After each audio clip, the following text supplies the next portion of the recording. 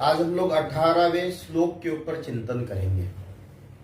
भगवान कहते हैं कि अंतवंत इमे देहा नित्यशा योक्ता शरीराणाम अनासिनो अग्निमेश तस्मात् ध्यवस्व भारत।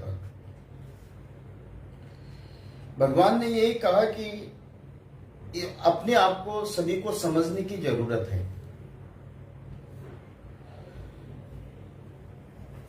जब तक हम अंतवंत इमे देहा, इसका अंत और जन्म, ये दोनों को इसे देहा, इमे देहा, इस देह का हमको अपने आप को समझना चाहिए। नित्यशा योक्ता शरीराना, क्या ये शरीर नित्य है? नित्य होता तो सतयुग से लेकर अभी तक कोई व्यक्ति मरता नहीं। तो भगवान ये कहते कि अनासिनो अग्रमेयश, हमेशा हर एक व्यक्ति का समय, जीवन, व्यक्ति का अपना अपने के साथ में। और भगवान ने अर्जुन को एक ही शब्द में कहा कि अर्जुन, व्यक्ति को ना भूतकाल में बहुत ज्यादा जीना चाहिए, ना भविष्य में रहना चाहिए। वर्तमान में जो, अगर हम लोग इसका मैं आध्यात्मिक अर्थ न समझकर साधारण लौकिक अर्थ अगर आपको बता दूं, तो लौकिक अर्थों में बहुत ज्यादा व्यक्ति, कभी कभी मैं बताऊं, भारत में कचरा तो कम है लेकिन मनुष्य के मस्तिष्क में कचरा ज्यादा रहता है। ये कूड़े का ढेर है। ऐसी ऐसी चीजों को हमने मस्तिष्क में पाल रखा है जो कभी निकलते नहीं है। और आपको इसमें से निकलना है। कई लोग डिप्रेशन में रहते हैं, टेंशन में रहते हैं, एंजाइटी जिसको हम कहते हैं। तो इसके लिए आप जरूर अपने साथ में एक प्रयोग जरूर करें। कभी कभी आपके मन पसंद, एक मानस शास्त्र में इसका वर्णन आया है, मन को हल्का करना, खाली करना। अब शरीर को खाली करना अब अलग विषय है। मन और बुद्धि को आप खाली कैसे कर सकते हो? मन की बातें आपके मन से निकलती नहीं है, उन्हीं बातों में लगे रहते हैं। अब 50 साल पहले मेरे साथ तूने ऐसा किया था, इसके कारण मैं ऐसा कर रहा हूं। 50 साल पहले किसने क्या किया उसके ऊपर बातें करने के बजाय वर्तमान में आपने क्या किया। कई लोग मरते समय भी अपने बच्चों से वचन लेते हैं कि मैं तो मर रहा हूं, लेकिन उसके दरवाजे पे कदम मत रखना। ये इन बातों पे भगवान यही कहते कि अंतवंत इमे देहा। अब मैं कई बार प्रवचनों में भूतकाल, भविष्य, वर्तमान सभी के विषय में आपके साथ चर्चा करता हुआ आ रहा हूं। लेकिन एक नया विषय यह है कि सबसे पहले अपने मस्तिष्क, ब्रेन को खाली करना, मन की चिंताओं को खाली करना। तो खाली कैसा करना? तो रोज 5 मिनट आप अपने आप को, जितनी निगेटिविटी हो सकती उतनी आपके मन के अंदर आने दो। और मन के अंदर आने के बाद उसके बारे में सोचना चालू करो। सोचते सोचते कितने दिन तक आप सोचोगे, तो उसके साथ में जैसा कोई आपको पसंदीदा शो हो, संगीत हो या कोई भी बात हो, उसके साथ में मानस शास्त्र में बताया है जितनी निगेटिविटी हो सकती, जितनी निगेटिविटी आपके मन में आप ला सकते हो, दिन में एक बार इस अवस्था में आना कि भयंकर निगेटिविटी, इतना विचारों में चले जाना, फिर अभी बिल्कुल जीरो होना। बिल्कुल कहते ना कि रस्सी खींचते खींचते खींचते खींचते इतनी खींच दो और एकदम ढीली छोड़ दो। तो मन को इतना विचारों में, तरंगों में लेके ये जितने विचार आ सकते आपके मन में, आपके काका, दादा, बाऊ, दादा, दादी, नाना, नानी, भाई, बहन, माता, पिता, पैसा, पद, प्रतिष्ठा, इनके विषय में जितना आप सोच सकते हैं, उतने सारी की सारी उन लोगों की नेगेटिविटी के बारे में भरपूर सोचना और बिल्कुल एकदम ढीला छोड़ देना। ब्रेन रिलैक्स हो जाएगा। ये एक मानस शास्त्र कहता है। आप ये 2-3 दिन करके देखना, बाद में फिर आपके मन में आप लाने का भी प्रयास करोगे तो वो आएगी नहीं। फिर भी वापस थोड़ा सा प्रयत्न करना, तो ये मस्तिष्क मन को खाली करने वाली बातें हैं, ये फ्रस्ट्रेशन को निकालने वाली बातें हैं। जब आप इसमें निकल जाओगे तब जाकर आपके मन में कुछ सोचने की तैयारी होगी और आप कुछ सोचने के लिए तैयार हो जाओगे। भगवान यही कहते कि अर्जुन, इन बातों पे जो तू उलझ रहा है, इन बातों पे उलझने की ये समय नहीं है। और ये कहते हैं कि नित्यस्य योक्ता शरीराना अनासिनो प्रमेयस्य तस्मात् दूध्यस्व भारत। इन सभी चीजों की अपने स्वाभाविक रूप से नष्ट होने वाले, जो अब जिसको जिस दिन मरना हो उस दिन मरना है, जिस दिन जीना हो उस दिन जीना है, जिस दिन पैसा मिलेगा उस दिन पैसा मिलना है। लेकिन कभी भी भगवान यही कहते हैं कि तस्मात् ध्वस्व भारत, अर्जुन इन सभी विषयों में जाने के बजाय तू युद्ध कर। अब युद्ध करने की बारी, अब हमारे साथ युद्ध कैसा, आपके साथ तो रोज युद्ध है। सुबह उठने से लेकर रात में सोने तक आपके साथ युद्ध चलता है और हर एक क्षण आप निगेटिव पॉजिटिव में रहते हो। इसका क्या होगा, इसका क्या होगा, ये क्या होगा, ये कैसा होगा, ये पैसा आएगा, ये पैसा गया, ये पैसा समाप्त हो गया, इसने डुबो दिया, उसने खा लिया, इसने मान किया, इसने सम्मान कर दिया, इसने ऐसा भर दिया। तो आप दिन भर में, मैंने ये कहा कि जो मस्तिष्क है, ये मस्तिष्क भगवान के चिंतन के लिए, अच्छे विचारों के लिए, जबकि इस मस्तिष्क में कचरा नहीं होना चाहिए। जिस नाली में गंदगी पड़ी रहती है उस नाली से कितनी चीजें आती है आपको पता है? बदबू आती है, स्मेल आने लगती है। और इसी के कारण आपके मस्तिष्क में बहुत ज्यादा भरा अगर हो तो उसके आचार विचार व्यवहार से स्मेल आने लगती है, वो अच्छा नहीं लगता है। क्यों? कि आपके मन में नाना प्रकार के तर्क कुतर्क, और तर्क कुतर्क तो मारा ये बहुत छोटी चीज है। उस तर्क के बाद भी जिसको कहते हैं कि जिसका कोई माध्यम नहीं है, जिसकी कोई जरूरत नहीं है, उन विषयों के ऊपर आप उलझते हो। तो भगवान ने ये कहा कि अर्जुन, इन सभी विषयों के ऊपर अभी उलझने की जरूरत नहीं, तू धनुष से उठा और युद्ध कर। यही हमारे लिए संदेश है। भाई किसी भी, आप यहां बैठे हो तो बैठे बैठे हम लोग अमेरिका की बात करते, जापान की बात करते, ऑस्ट्रेलिया की बात करते। आप जितने व्यक्तियों के बारे में अन्यत्र बात करने के बजाय, अपना टाइम बिगाड़ने के बजाय, मैं ये समझता हूं कि महाराज आप अपने दुकान में बैठे हो, ऑफिस में बैठे हो, उस जगह पे पूर्ण रूपे न काम करना, ये एक युद्ध है। मूल काम तो व्यक्ति करता नहीं है, जो नहीं करना चाहिए उसके ऊपर करना। भगवान ने यही कहा कि हर एक जीवात्मा का अर्जुन वो कर्तव्य है कि अपने प्रति, अपने काम के प्रति पूर्ण रूपे न समर्पण। मैं एक बात बताना चाहता हूं आप लोगों को। हमारे बांसवाड़ा में एक बड़े अच्छे मेरे दीक्षार्थी थे, मुझे उनसे, मैं कई लोगों से मैं शिक्षा लेता हूं। अब वो अपने गुरु पूर्णिमा के समय पांडाल लगाते थे, टेंट लगाते थे, बर्तन लाते थे। इस 10-12 साल पहले ही बात बता रहा हूं मैं आपको, नहीं 15 साल पहले की बात। अब उनके 1000 रुपए अपने लोगों के ऊपर, आश्रम के लोगों के ऊपर, जबकि वो भी दीक्षार्थी, वो आए और अपने ट्रस्टियों से कहते हैं कि मेरे 1000 रुपए दे दो। उन्होंने कहा कि देखो भाई, मेरा बर्तनों का इसका पैसा 1000 रुपए रहा है और आप मुझे देना। उन लोगों से उन्होंने 1000 रुपए ले लिया और 5000 रुपए मुझे दक्षिणा देकर गए। भले वो मेरा कर्म था, ये मेरा धर्म है। मैं मेरे व्यापार में किसी के साथ कोई छोड़ता नहीं हूं। जब आपके कर्म में अगर आप पूर्ण रूपे न डिवोशन हो जाएगा, कर लेंगे, वो कर लेंगे, इसको दीर्घसूत्री कहा है।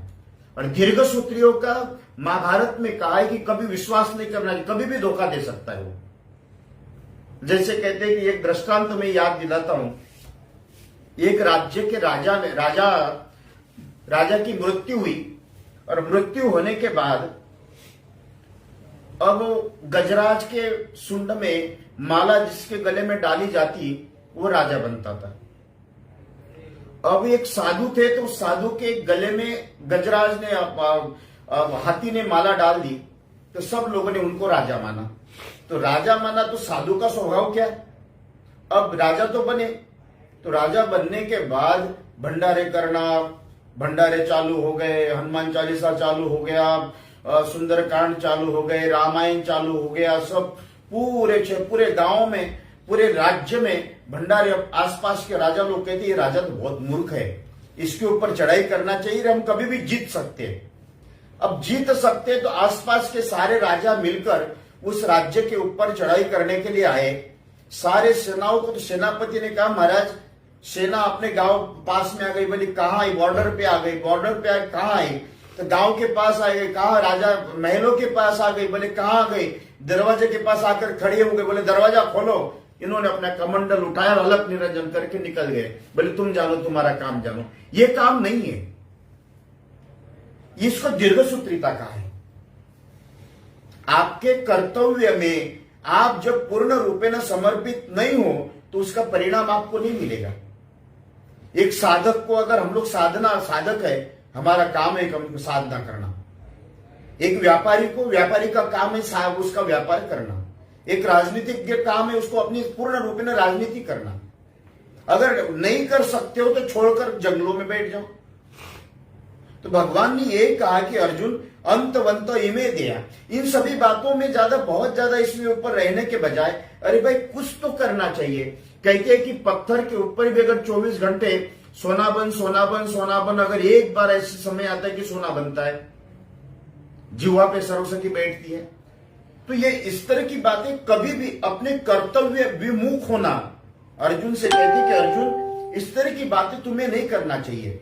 जो जिसके ऊपर दायित्व दिया, तुम भाई युद्ध की भूमि में हो और तुम युद्ध करो। कौन मरेगा, कौन जाएगा, कौन, ये तुम्हारा काम नहीं है। तुम्हारा काम अभी शस्त्र उठाकर रथ के ऊपर आरूढ़ होकर जो तुम्हारे सामने आए उसके साथ युद्ध करना। ये हमसे क्या लेते हैं हम लोग? इससे लेना क्या है कि जो दायित्व आपके पास है, हमको कथा करना है तो 3 घंटे हमको कथा करना है। मैं कहूंगा नहीं यार ये नहीं करना।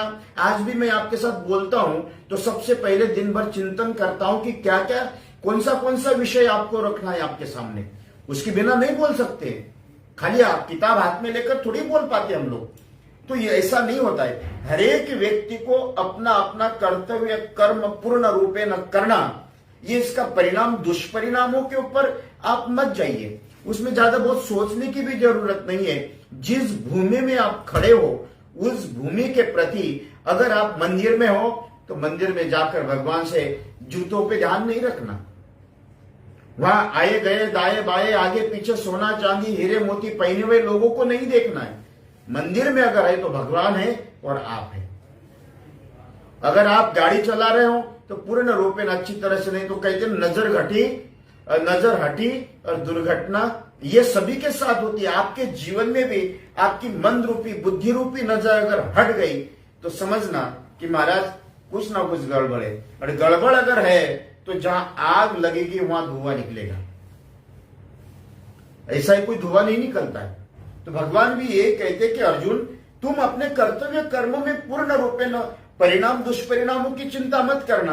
अब ये समय शोक करने का नहीं है कि ये मेरा भीष्माचार्य है, ये है। भाई तेरा भीष्माचार्य तब कहां गया था कि तुम्हारे वनवास में भेज दिया?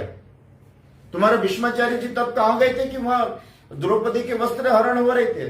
भीष्माचार्य जी कहां गए थे कि जब तुम्हारी सारी बातों को याद दिलाते हुए? अर्जुन ये समय अभी शोक का नहीं। यह युद्ध में खड़े होने से पहले या युद्ध के समय आप लोगों ने मुझे शांति दूत बनाकर भेजना नहीं था।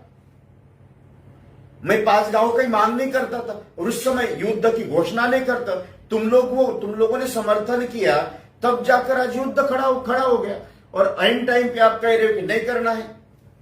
तो ये स्थिति आपके मनोभाव में अच्छी बात नहीं है अर्जुन, इसलिए तुम युद्ध करो। भगवान क्या कहते हैं कि आगे 19वां श्लोक भगवान कहते हैं ये यन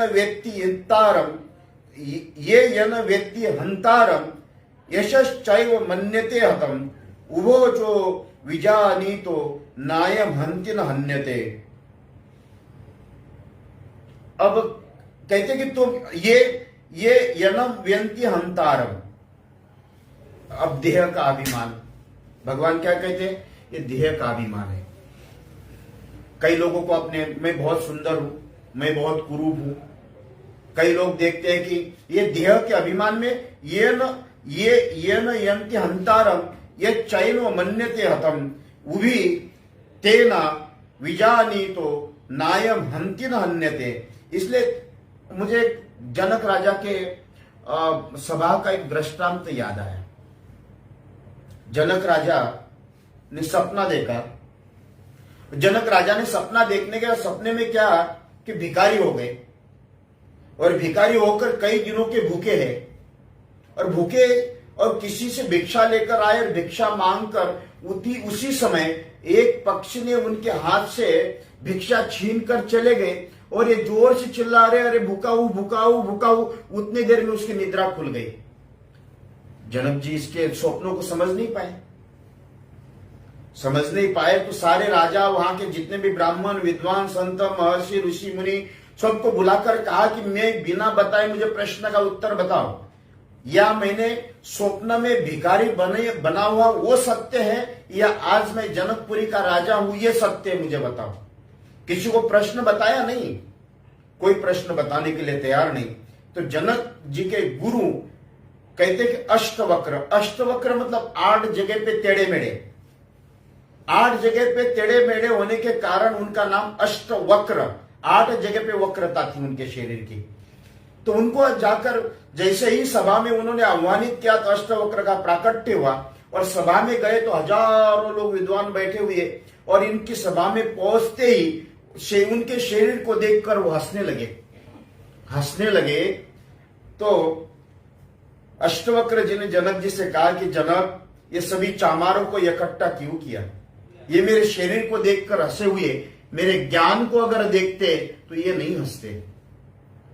यही मेरी बताने का अर्थ यह है कि भगवान ये कहते कि अर्जुन ये वेन्ति हंतारम यजच्चैन मन्यते अतम उभोच विजानी तो नायम हंति न हन्यते। तुम क्या अपने देह के अभिमान को, देह में मैंने ये कर दिया, मैंने वो कर दिया, मैंने ये करूंगा, मैंने वैसा करूंगा, या मर जाऊंगा, गड़ जाऊंगा, शमशान चला जाऊंगा, या कभी कभी हम लोग अपने आप में कभी कभी संसार के संकट आने के बाद आपको लगता है मर जाऊं। ये भी एक रणछोड़ है। मरने के भाव भी मन में उत्पन्न होना, ये भी आप अपने परमात्मा के दिए हुए दायित्व से भाग रहे हो। मरना, आप कुछ खाकर मरना, ये आपके हाथ में नहीं है।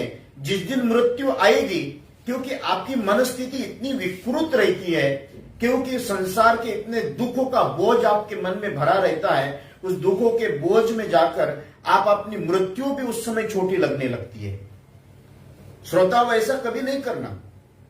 अपने आत्महत्या करना, सुसाइड करना, इससे अच्छा जंगल में जाकर बैठो, भजन करो, या उस समय जो आप जिस वस्तु से आपको बहुत ज्यादा परेशानियां हो जाए उस वस्तु को छोड़ दो।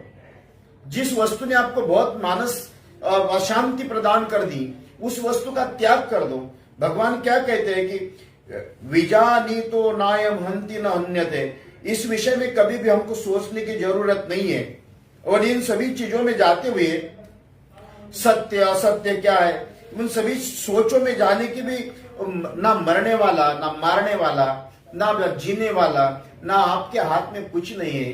आपके हाथ में है क्या बना सकते हो आप रोज अगर कल्पना करके निकलोगे कि मुझे रोज एक भिखारी अगर निकल जाए तो कहेगा कि भाई मुझे आज 1000 रुपए कमाना है, उसके हाथ में नहीं है।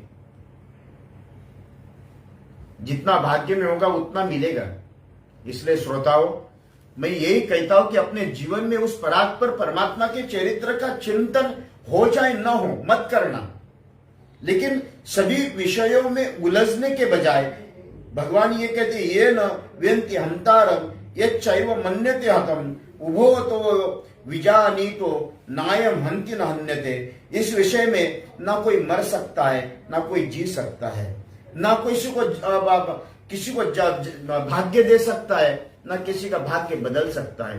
मैंने अपने जीवन में लाखों लोगों को देखा है कि आपके अपने जो भी कर्तव्य कर्म है, उस कर्तव्य कर्म जो आपके ऊपर दायित्व दिया है, उस दायित्व को पूर्ण रूपेण निर्वाह करना ही धर्म बताया है। अगर आप उस धर्म का अनुसरण नहीं करोगे, तो आपके जीवन में ये भी एक पाप बताया है और ये भी एक आपके पाप का पतन बताया है। उस पतन के साथ में नहीं चलोगे तो आपके जीवन में बहुत कष्ट उठाने पड़ते हैं, क्योंकि भगवान तो ये कहता, कभी कभी मैं अपने आप में लोगों से कहता हूं कि कोई डायरेक्टर अगर एक्टर को स्टोरी देता है उसके हिसाब से नहीं करे तो वो कहता है कि लोग उसको मार्क या स्टार नहीं देते हैं, और लोग आप ही लोग कहते बड़ी बेकार एक्टिंग करी, बड़े अच्छा एक्टिंग करी। तो डायरेक्टर सोचता है कि उसके लिए क्या करना चाहिए। अगर उसको अच्छे स्टार मिले तो कहेंगे एक्टर बहुत अच्छा है, और उसमें अगर एक्टिंग अच्छी नहीं की तो वो भी यही कहता है कि नहीं बेकार एक्टर है। डायरेक्टर भी कहता दोबारा इसको चांस नहीं देना चाहिए। मैं भी यही कहता हूं, हमारा डायरेक्टर परमात्मा भी हमारे बारे में ये नहीं सोचे ये बहुत बेकार एक्टर है, इसको इस तरह की एक्टिंग नहीं देना चाहिए, निकाल के फेंक दो, दोबारा चांस मत दो। इसलिए मेरे श्रोताओं, आज विषय यही समाप्त करता हूं। आपके ऊपर जो दायित्व है उसको पूर्ण रूपेण निर्वाह करना, यही कार्य है इस गीता के। हम लोग 18वें 19वें श्लोक के अंदर हमने श्रवण करने का प्रयत्न किया। कल हम लोग 20 और 21वें श्लोक के अंदर चिंतन करेंगे। कृष्ण कन्हैया लाल की जय।